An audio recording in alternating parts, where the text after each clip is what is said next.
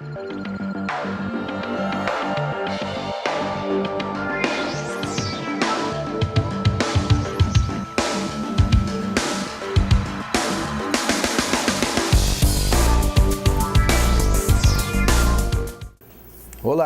Secretaria da Segurança de Lajeado e Brigada Militar lançam nesta quinta-feira o vídeo monitoramento na área central da cidade.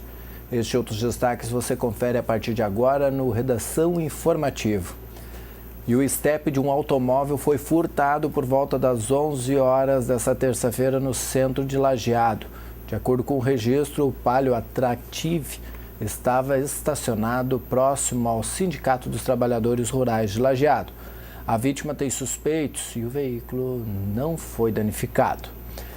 Uma residência foi invadida durante a tarde da terça-feira no bairro Imigrante Bom Retiro do Sul.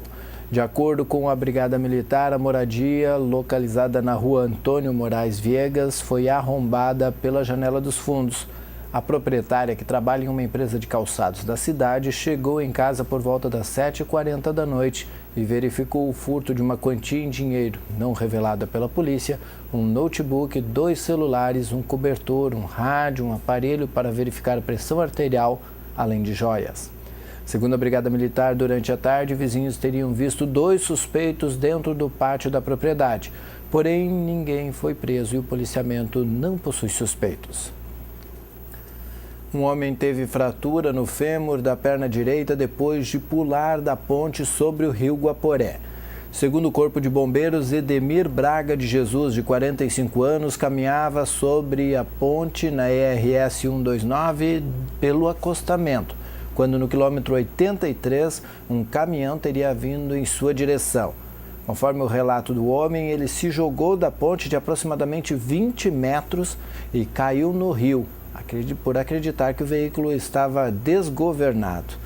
De acordo com os bombeiros, ele se segurou em galhos do rio e gritou por socorro. Populares acionaram o policiamento, que isolou o local. Bombeiros e SAMU foram chamados para o atendimento da vítima. Ele foi imobilizado e conduzido para o atendimento no Hospital Beneficente Santa Terezinha, com fratura na perna. O caminhoneiro não prestou socorro. E um homem de 32 anos, morador do bairro Morro 25, aqui em Lajeado, recebeu voz de prisão por crime de violência doméstica. Agentes da Delegacia de Polícia de Cruzeiro do Sul cumpriram o mandado expedido pela 2ª Vara Criminal de Lajeado. Como o acusado está internado no Hospital Bruno Borna, alegando problemas mentais, está sob custódia da polícia. Quando receber a alta, deverá ser recolhido ao presídio de Lajeado. 3 pessoas foram presas por volta das 11 horas da noite desta terça-feira por furto e arrombamento a uma residência em Linha Harmonia, na zona rural do município. A Brigada Militar foi informada sobre a ação na moradia e que os suspeitos teriam fugido em um automóvel de cor vermelha. A guarnição abordou um automóvel cadete ocupado por 2 homens de 26 e 36 anos e uma mulher de 43 anos nas proximidades da casa. Dentro do carro foram encontrados vários objetos furtados da residência arrombada. Foi dado voz de prisão ao trio. Eles foram encaminhados para o registro de flagrante na Delegacia de Polícia de Pronto Atendimento de Lajeado. A mulher, que tem passagem pela polícia por estelionato, foi encaminhada à Penitenciária Feminina de Guaíba. Já os homens foram recolhidos ao Presídio Estadual de Lajeado. Todos são residentes do bairro Centro Administrativo em Teutônia. E um ônibus que fazia linha Lajeado Cruzeiro do Sul foi assaltado na rua Silva Jardim, no centro de Lajeado. Conforme o registro, um homem entrou no ônibus, chegou perto do motorista e fez a menção de ter uma arma sob a camiseta. O criminoso exigiu a carteira do motorista com documentos e cerca de R$50 e mais R$50 que a cobradora tinha no bolso do uniforme. Ninguém foi agredido. Acompanhe agora o comentário do secretário da Fazenda de Lajeado e advogado José Carlos Bulé. Olá, vamos dar continuidade então a modalidades de licitação, né? Um tema que a gente estava abordando em outras oportunidades. Hoje vamos falar de um assunto bem interessante, que é a questão do concurso, né? Então esta modalidade de licitação é quando há necessidade de escolha de um trabalho técnico, científico ou artístico, mediante então a instituição de prêmio ou, no caso, uma remuneração aos vencedores. Esse tipo de licitação, então, ela obedece critérios, né, constantes no edital que foi publicado na imprensa oficial. É necessário, então, também obedecer um prazo, né? E esse prazo tem que ser publicado com antecedência mínima de 45 dias. O edital, então, deverá conter, obviamente, o regulamento do concurso, o objeto almejado, a qualificação que será exigida, então, dos participantes, a forma de apresentação dos trabalhos aos critérios de julgamento, ou seja, os critérios de julgamento, e o prêmio que vai ser dado, então, a quem se destacar. Prêmio, entenda-se como a remuneração que vai ser concedida por ocasião, então, do ganhador. Neste tipo, normalmente são licitados serviços técnicos profissionais especializados, aqueles, então, constantes no artigo 13 da Lei de Licitações. Existem situações, então, de inexigibilidade, né, que esses casos, então, são a exceção. Vamos falar também agora sobre leilão. O leilão também está previsto nessa Lei de Licitações, então, no parágrafo 5º. Trata-se de uma modalidade de licitação para a venda de bens móveis inservíveis para a administração, ou produtos legalmente apreendidos ou penhorados, ou para alienação de bens imóveis, previstos no artigo 19. Então, neste caso, quem oferecer o maior lance, igual ou superior ao valor da alienação, vai acabar, então, adquirindo o bem imóvel ou imóvel objeto, então, desse leilão. A publicidade, isso é importante, tá? Nesse caso, tem que ter uma publicidade mínima de 15 dias corridos, devendo seu resumo, então, constar numa vinculação em órgão de imprensa oficial ou um jornal da cidade de grande circulação. E também deve ser afixado em mural do órgão que está promovendo, então, aquele pregão. A exemplo de concorrências ou tomadas de preço, como a gente já tratou antes. Nessa situação também existe uma possibilidade de dispensa de licitações. Daí, neste caso, para bens imóveis, né, existe uma série de situações previstas no artigo 17. Entre eles, então, a dação em pagamento, doação, neste caso exclusivamente para órgão ou entidade da administração pública de qualquer esfera, de governo, ou no caso ainda de permuta por outro imóvel que atenda, então, à necessidade da administração pública. Temos também as situações de bens móveis, que também, na situação de uma doação, exclusivamente, então, nesse caso, para fins e uso de interesse social. Situações de permuta entre órgãos também ou entidades da administração pública. Na venda de ações e de títulos da forma da legislação vigente, da Lei de Licitações ou outra situação. Então, esses são alguns exemplos no caso que a gente está debatendo hoje. Muito obrigado a todos. Obrigado, secretário. E o governador José Ivo Sartori deve apresentar nesta quinta-feira um novo pacote de cortes de gastos com o objetivo de equilibrar as contas do Estado. As medidas serão apresentadas em forma de projeto de lei e precisarão do apoio da maioria dos deputados na Assembleia Legislativa. Sartori convocou a base aliada e seus secretários para uma reunião de integração do governo no Piratini. O governo chegou a cogitar a possibilidade de anunciar as medidas na terça-feira, mas resolveu aguardar o retorno do secretário da Fazenda, Giovanni Feltes, à função. Feltes será o porta-voz do governo, assim como ocorreu em janeiro com o decreto que congelou pagamentos e investimentos até a metade do ano. O líder da bancada do PMDB na Assembleia, Álvaro Boécio, disse que serão atingidos todos os setores da administração. E as denúncias de corrupção da Petrobras e o aumento da tarifa do transporte público de Porto Alegre estiveram entre os assuntos debatidos no período das comunicações na sessão plenária da Assembleia Legislativa. Veja com o repórter Gabriel Raimundi.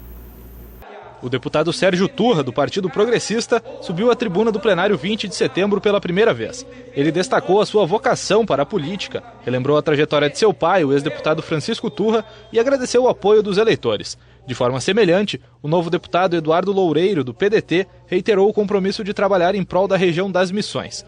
Enio Bassi, também do PDT, disse que apresentou propostas para melhorar a segurança do Estado, como a iniciativa que define a atuação da Brigada Militar, preferencialmente no policiamento de rua. Juliano Rosso, do PCdoB, registrou a visita do ex-deputado Raul Carrion ao Legislativo e fez uma homenagem ao trabalho realizado na atuação como parlamentar. A deputada Miriam Marrone, do Partido dos Trabalhadores, abordou as denúncias de corrupção na Petrobras. Segundo ela, existem interesses externos para prejudicar o governo nas investigações e que os problemas seriam anteriores aos mandatos do Partido dos Trabalhadores. Os interesses que estão por trás de destruir a Petrobras, colocá-la numa condição de descrédito no ambiente internacional, tem endereço. Não estou aqui desqualificando as investigações e os empresários e funcionários apontados na corrupção. Corrupção histórica, diga-se de passagem. Corrupção que já aponta lá nos 2000, e nós vamos ter que nos dedicar e fazer o judiciário se dedicar a investigar a história da corrupção. O deputado Edgar Preto, também do PT, se associou ao pronunciamento da colega de bancada. Pedro Pereira, do PSDB, e Alexandre Postal, do PMDB, rebateram a manifestação da deputada petista, criticando as ações do governo federal. Para Postal, a corrupção na Petrobras é resultado da má gestão do PT. Da Miriam Marrone. Queria dizer que a Petrobras é um problema dos neoliberais e do passado aí vai para o extremo. Vocês quebraram a empresa. Vocês e os que vocês convidaram para estar lá. A Petrobras não é esse lixo que virou. A Petrobras era uma empresa séria, organizada, de orgulho para os brasileiros. E vocês querem continuar botando um pano, escondendo? Não, deputada Miriam. Tem que ter a coragem de vir aqui e dizer que vamos passar a limpo. Doa quem doer. O tema também foi citado pela deputada Manuela Dávila, do PCdoB, que pediu para que todos os envolvidos sejam investigados igualmente, independente do partido político. Vilmar Zanquim, do PMDB, anunciou que está colhendo assinaturas para 2 frentes parlamentares, uma para o acompanhamento de demarcações de áreas indígenas e outra para tratar das dívidas do Pacto Federativo. Quem também anunciou uma nova frente parlamentar foi a deputada Estela Farias, do PT. A intenção é analisar os avanços do funcionalismo público no Estado. Pedro Ruas, do PSOL, debateu o tema do transporte coletivo em Porto Alegre. Ele mencionou que as empresas da capital atuam de forma ilegal, já que não foram contratadas através de licitação. Disse também que vai lutar para garantir os direitos dos usuários em relação ao aumento da tarifa. Luiz Augusto Lara, do PTB, prosseguiu com a discussão, lembrando que 40% da frota de ônibus de Porto Alegre não cumpre a lei de acessibilidade para deficientes físicos. Disse também que o aumento previsto na capital não é condizente com a qualidade do serviço. Pode ter certeza, isto é em Bento Gonçalves, é em Porto Alegre, é em Marau, é em Uruguaiana. A maior parte da frota municipal não cumpre essa legislação. E a casa tem que fazer alguma coisa. E o Ministério Público tem que fazer alguma coisa. E as prefeituras têm que fazer alguma coisa. E eu levei isso ao prefeito de Porto Alegre em exercício, o prefeito Melo, que ficou de notificar as empresas. E se as empresas não forem notificadas, o gestor é culpado pelo descumprimento da lei. O deputado Frederico Antunes, do PP, falou sobre a redução da carga tributária dos combustíveis para voos regionais, sugerindo a formação de uma comissão especial para tratar do assunto. Ele retornou à tribuna para registrar que o Conselho Nacional de Justiça está promovendo debate sobre a situação dos precatórios no Brasil. Amanhã começa em São Paulo o Encontro Nacional dos Precatórios e o Conselho Nacional de Justiça promove esse evento, justamente possibilitando a todos aqueles que são interessados diretamente por serem credores dos estados ou da União de Municípios de Precatórios, defensores do tema, da necessidade da celeridade do pagamento daquilo que os estados ou que os entes públicos devem aos credores, como também a possibilidade de juristas renomados de todo esse país, os maiores juristas do país, manifestarem seus pontos de vista quanto a, por exemplo, a modulação do julgamento que determinou a inconstitucionalidade da chamada Emenda 62, que dava prazos diferenciados para pagamento, antecipação de pagamento para pessoas de mais de 60 anos ou com alguma doença grave.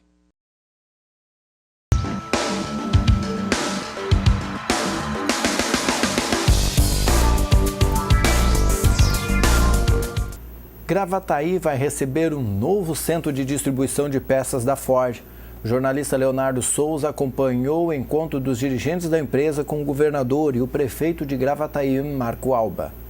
O governador do estado, José Ivo Sartori, recebeu nesta segunda-feira no Palácio Piratini o representante da empresa de veículos Ford, Rogério Golfar, e o prefeito da cidade de Gravataí, Marco Alba. O objetivo do encontro foi apresentar ao governador o novo centro de distribuição de peças da empresa, que ficará instalado em Gravataí. A estrutura vai distribuir peças para os 3 estados do sul do país. Centro logístico, nós vamos ter mais de 460 mil peças. É uma operação da Ford. Nós tomamos a decisão pela importância do Rio Grande do Sul. O Rio Grande do Sul é o 5º maior mercado estado, né?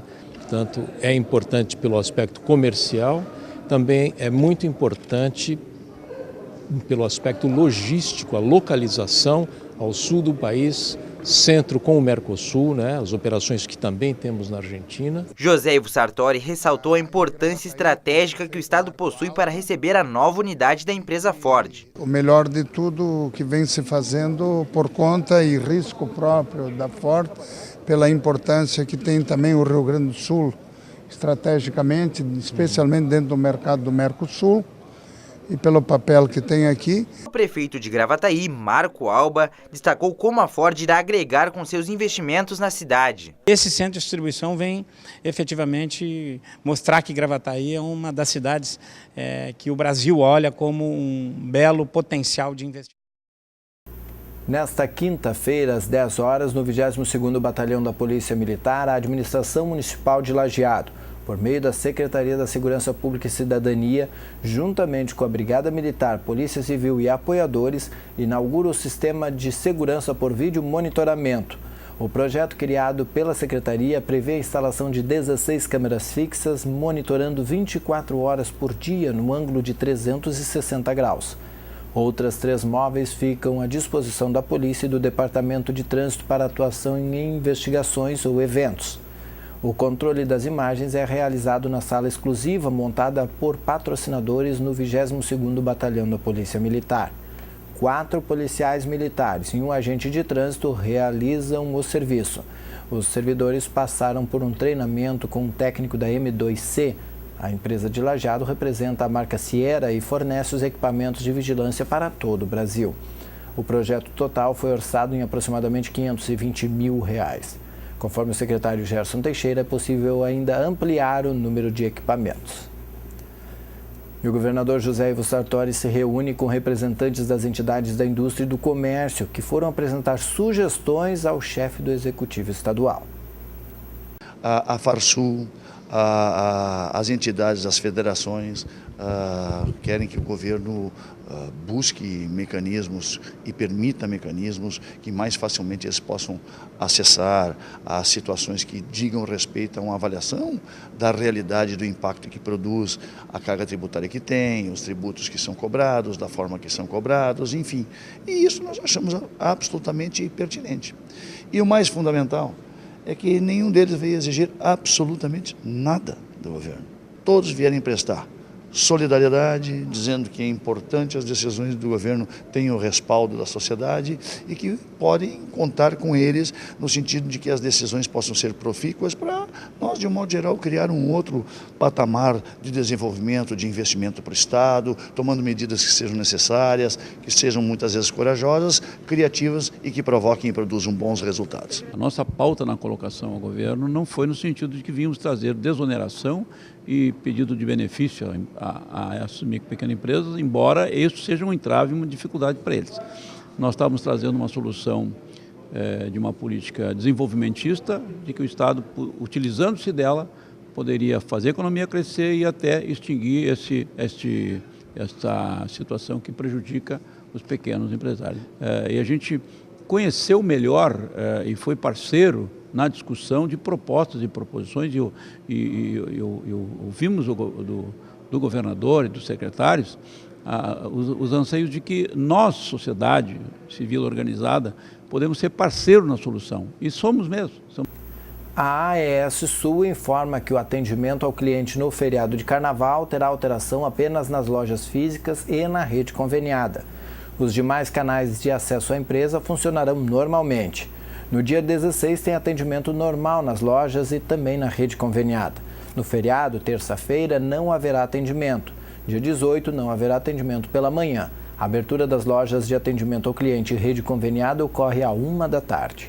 A central de atendimento funciona 24 horas por dia pelo 0800 707 7272. O torpedo fácil exclusivo para informar a falta de energia funciona também 24 horas por dia, todos os dias do ano. Basta enviar um SMS com o código do cliente para o número 28410. 28410. Mais de 783 mil famílias atualizaram o cadastro único para receber o Bolsa Família. Veja na matéria de Luana Karen. Mais de 783 mil famílias que recebem o Bolsa Família atualizaram os dados no Cadastro Único para Programas Sociais do Governo Federal, segundo o Ministério do Desenvolvimento Social.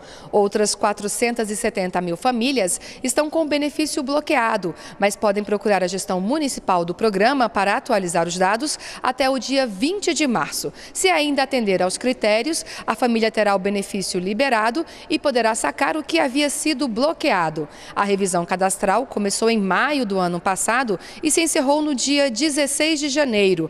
Mais de 1.200.000 famílias foram convocadas para atualizar os dados. A atualização é um procedimento de rotina do Bolsa Família para verificar se as famílias continuam aptas a receber o benefício. De Brasília, Luana Karen. As equipes diretivas das 13 escolas municipais de ensino fundamental de Arroio do Meio estiveram reunidas na terça-feira com a equipe da Secretaria da Educação e Cultura para avaliar o ano letivo de 2014 e planejar as ações de continuidade ao projeto Escola e Família, de mãos dadas pela Educação, para 2015. O encontro foi realizado na SEC e tratou ainda sobre a formação docente, índices de aprovação e reprovação, calendário escolar, programas educacionais, entre outros. Na próxima quinta-feira, dia 19, às 8 horas, ocorre a abertura oficial do ano letivo para a equipe dos docentes de Arroio do Meio, formada por cerca de 180 profissionais. O evento será realizado no Auditório Itália, no Centro Administrativo de Encantado, junto aos professores daquela cidade. A palestra será mediada pelo filósofo, historiador e pedagogo César Nunes, e abordará as principais inspirações das novas diretrizes curriculares da educação básica no Brasil e as metas do Plano Nacional de Educação, estimulando a sensibilização dos professores sobre as novas relações sociais e a necessidade do acolhimento, humanização e promoção da cidadania. Nos dias 18 e 20, os professores realizam atividades de planejamento nas escolas e no dia 23 iniciam as aulas para cerca de 2.000 alunos matriculados no ensino regular de Arroio do Meio. E para quem está pensando em viajar no Carnaval, a ANAC inicia uma operação especial nos principais aeroportos do país. Acompanhe com o repórter Paulo La Sálvia. Há poucos dias do Carnaval, esta foliã chegou no aeroporto de Brasília fantasiada. O destino é o Rio de Janeiro. Eu vou agora com essa produção porque não dá tempo eu ir onde eu vou ficar hospedada e voltar, porque essa festa é ali perto do Santos Dumont, então já vou que vou. Para evitar que a animação carnavalesca seja prejudicada pelo maior fluxo de passageiros, a Agência Nacional de Aviação Civil vai colocar em prática a Operação Carnaval. 120 servidores da ANAC vão ajudar na fiscalização e nos serviços de informação aos passageiros. A ação vai desta quarta-feira até sexta-feira da semana que vem, antes e depois da maior festa popular brasileira. Para o turista, principalmente, para quem está indo para os grandes carnavais, é uma boa, né? Acho que é interessante. É ótimo, é uma resposta lógica para dar serviço ótimo a todos os passageiros que vocês estão tendo aqui nos aeroportos do Brasil. A Operação Carnaval da ANAC inclui os 8 aeroportos do país com maior fluxo de passageiros, entre eles os terminais de Salvador, Rio de Janeiro, Recife, São Paulo e aqui o de Brasília. As companhias aéreas também estão colaborando. Estão disponibilizando 1.200 voos extras durante os dias de folia. Para este professor universitário, que vai para Maceió, capital alagoana, a iniciativa é bem-vinda. Seja para quem vai pular carnaval, se divertir, ou para quem está procurando um lugar mais tranquilo para descansar, o que a gente quer é sair do aeroporto e chegar no destino que a gente buscou. E veja agora como será quinta-feira com o jornalista Rodrigo Nascimento e a previsão do tempo.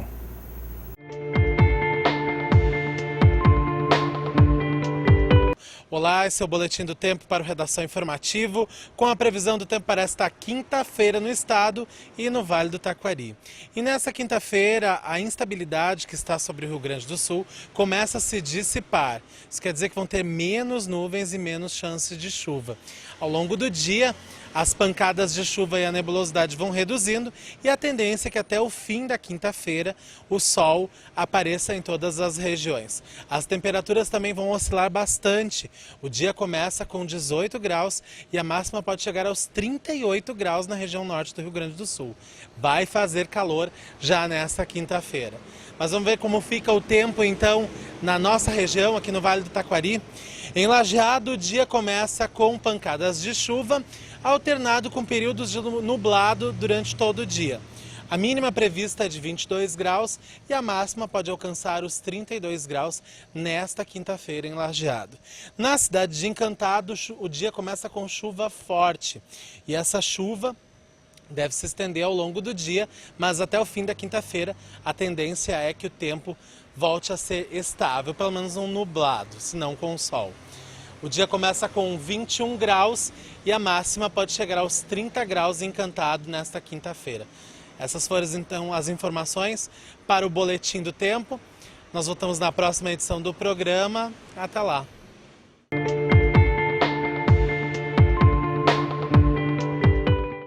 Obrigado, Rodrigo.